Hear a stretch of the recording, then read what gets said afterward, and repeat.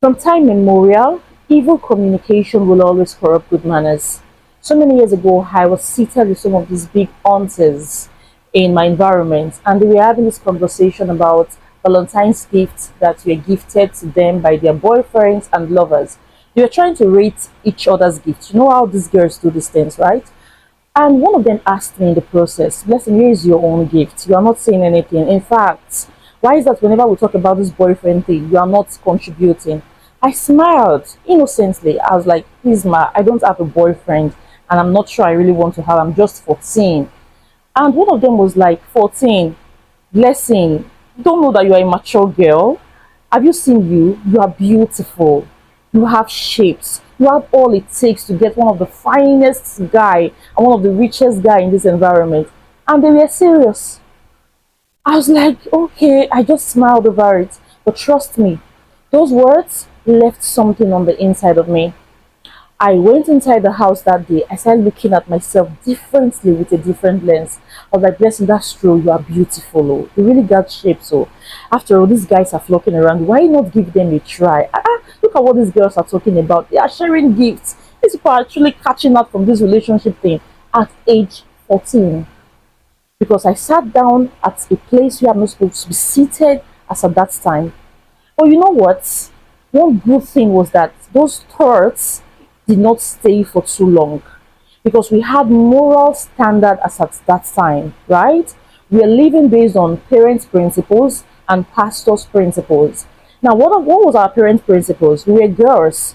So my parents kept on resounding that if you should get pregnant out of wedlock, please just follow the man and go. In fact, you don't even have blessings, okay? Just from there, go so that you can take care of yourself. Unlike other persons in our environment, when they get pregnant, their parents welcome them, take the children from them, and they will go about living their normal life. So they were kind of free to do whatsoever they want. But ours was different. And they kept on resounding those words in our ears. The church, the church was not left out. They kept saying, stay away from premarital sex. In fact, it became a law to us as teenagers, right? And if the result eventually comes out as a teenager, you know what the result is. You will be shamed, you will be disgraced. In fact, you'll be segregated from the normal brethren. Imagine sitting in the back seat for 3 weeks because you got pregnant out of wedlock. You see, some of those moral standards helped to shape us as at that time. We are not actually living the life of, the fear of God. We did not do some certain things because we feared God like Joseph, but we did not do some certain things because we feared men. What would our parents do to us? What will the church do to us? What will our pastors do to us? This generation, I think I must say that part is actually lacking. But nevertheless, the only message I have for us today is this. If moral standards could actually keep us away from some stupidity, what do you think righteous words would do? What do you think righteous standard will do? So many of us, we are not talking.